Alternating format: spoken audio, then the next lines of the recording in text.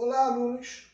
Aqui é o professor Gelson Ribeiro para mais uma aula sobre Introdução ao Estudo de Análises Clínicas. A nossa segunda aula hoje, vamos falar um pouco sobre o setor técnicos, setores essenciais no laboratório de análise clínica.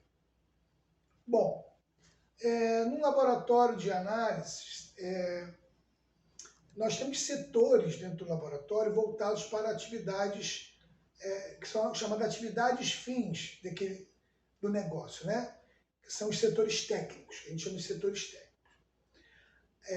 Atualmente, com os avanços tecnológicos, os aparelhos automatizados que nós temos nos laboratórios, os avanços tecnológicos utilizados em análises clínicas, eles garantem, assim, resultados mais precisos, evitando dessa maneira erros comuns no passado, até erros de digitação, o uso de unidades erradas e outros erros que vêm sendo minimizados com o uso da tecnologia.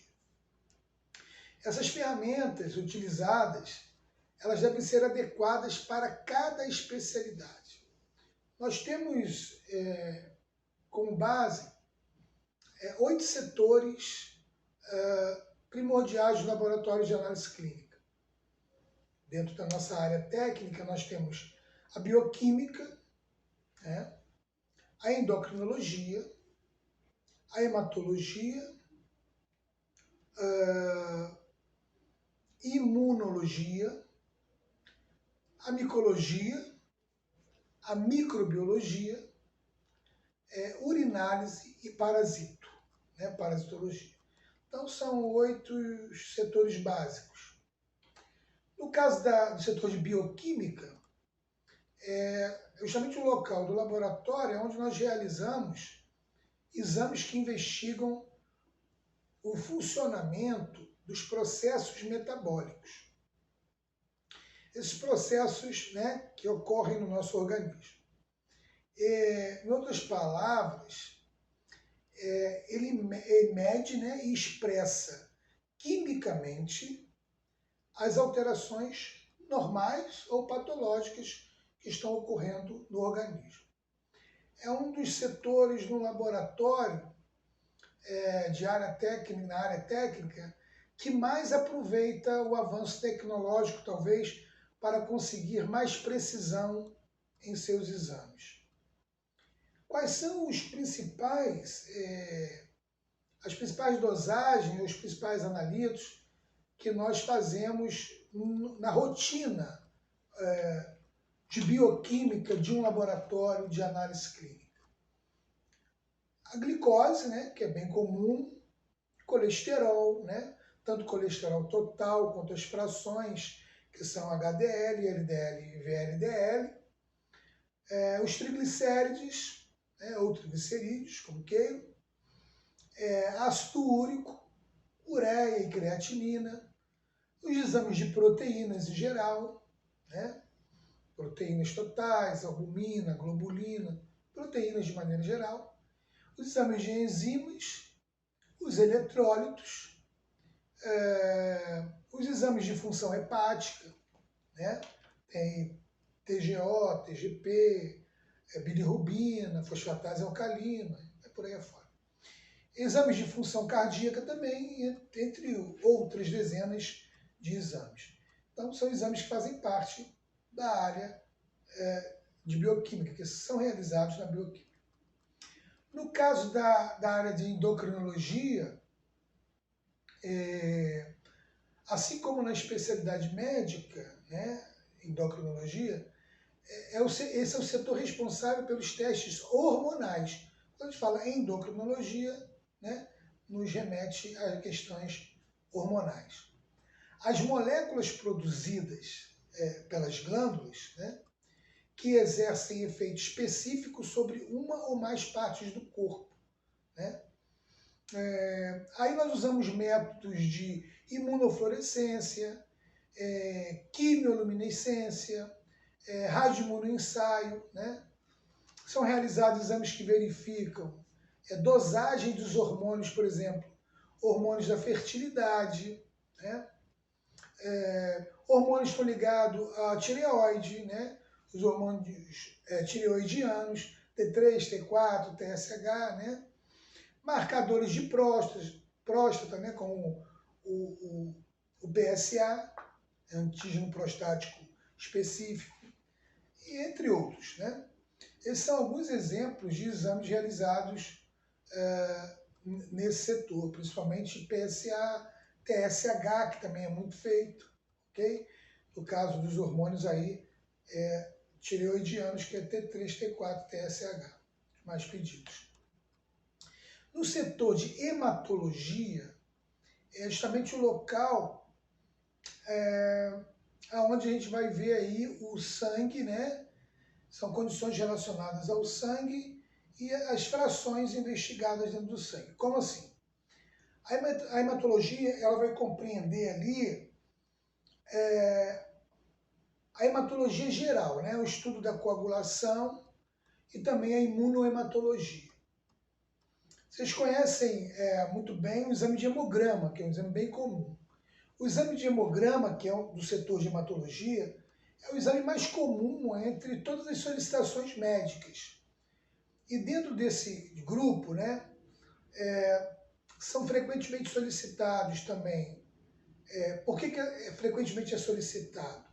Nós estamos aí pela capacidade do hemograma ele revelar alterações em diferentes partes do organismo através dos resultados do hemograma.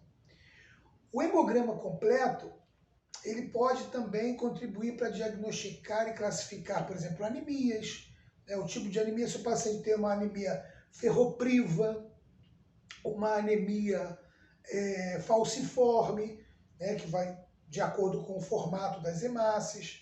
Então, o tipo de anemia, né? Não só determina a anemia, mas determina também, muitas vezes, o tipo de anemia que aquela pessoa tem, se é uma anemia ferropriva, megaloblástica, falciforme, enfim.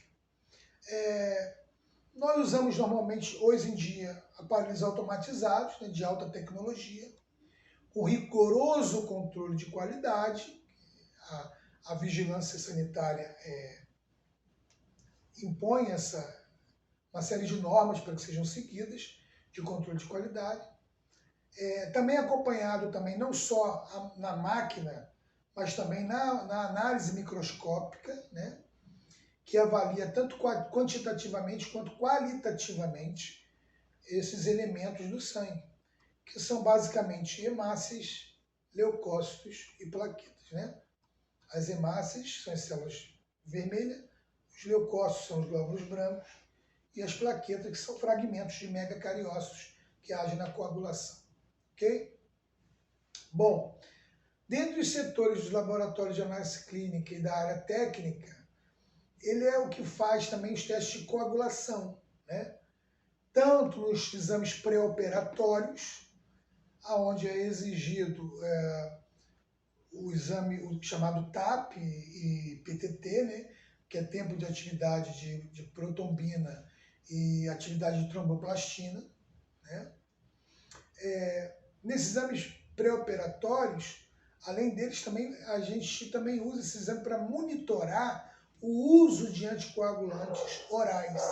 Pessoas que fazem uso de medicamento anticoagulante e que o médico precisa desses resultados, né, para poder manter ou alterar a dose do anticoagulante que esse paciente está usando, né?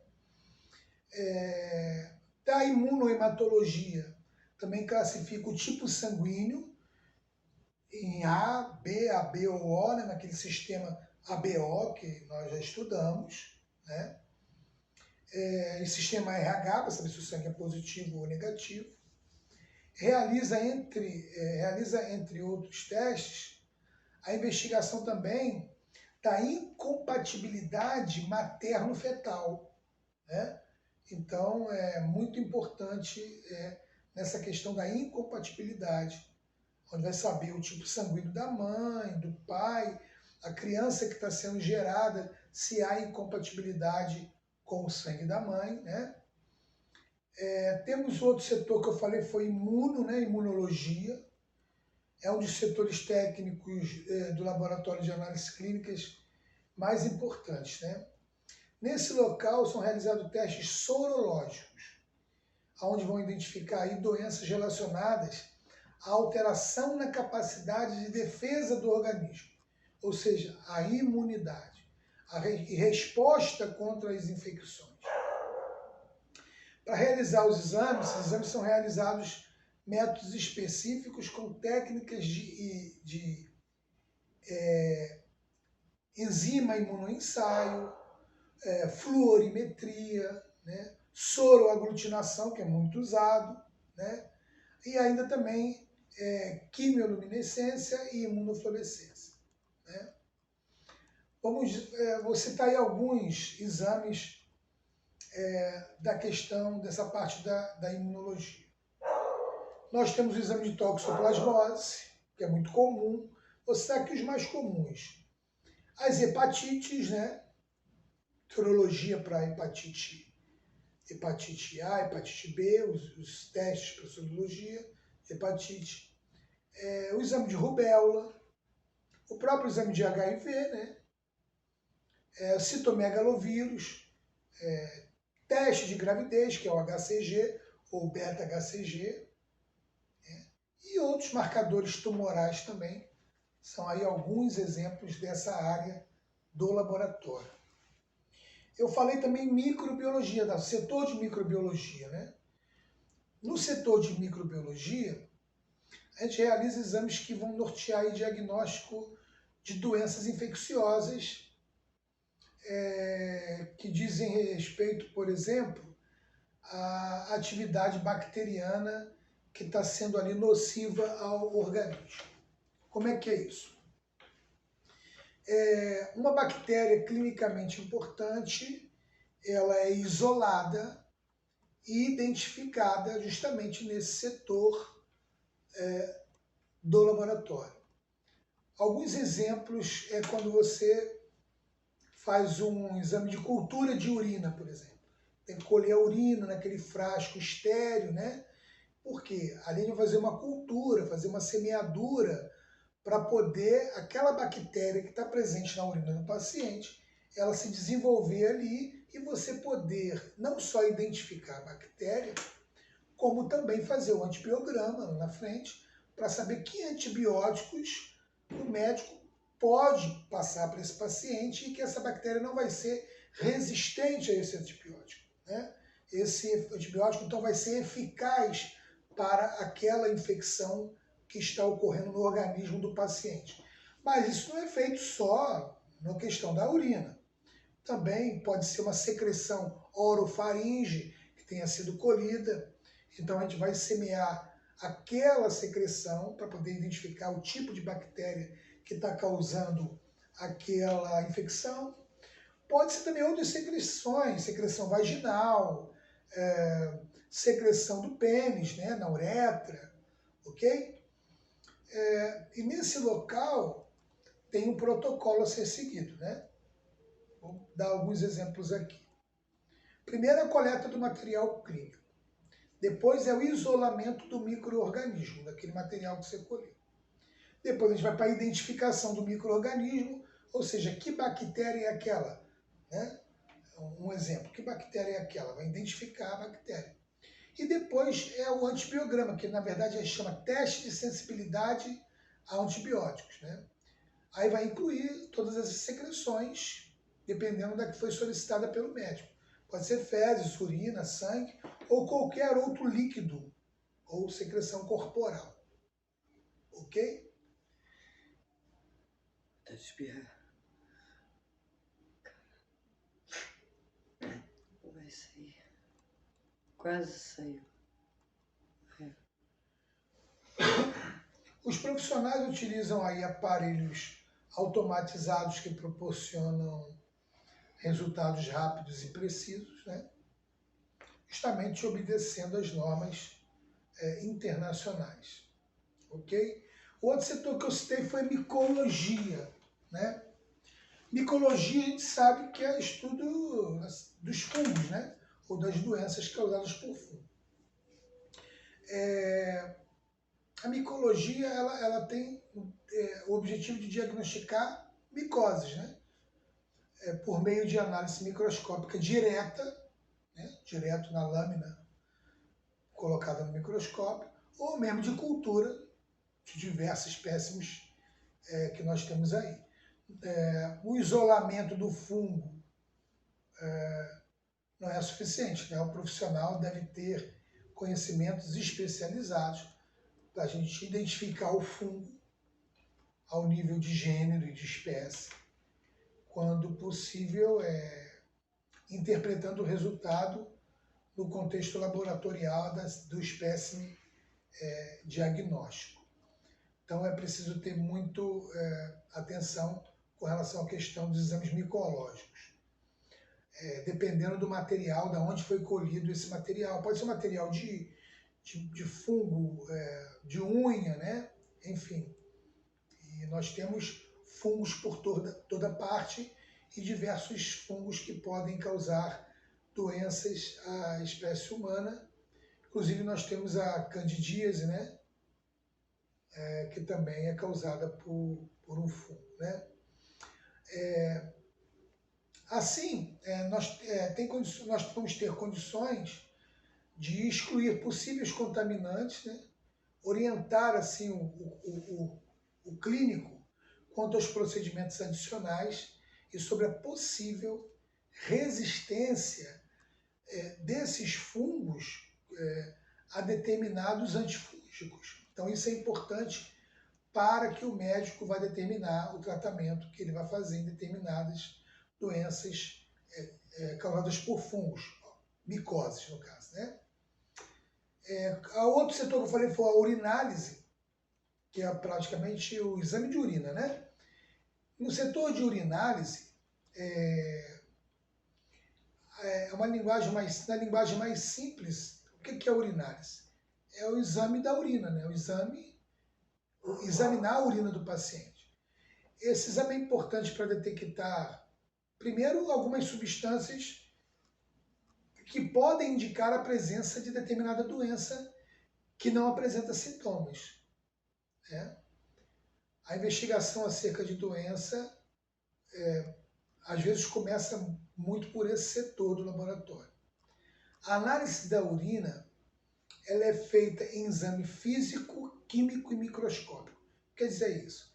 O exame físico ele é feito a olho nu praticamente, né? Você vai colocar a quantidade de urina, a cor que a urina está, né? Se a urina está amarelo claro, amarelo escuro, amarelo âmbar, né? Então é um exame físico, né?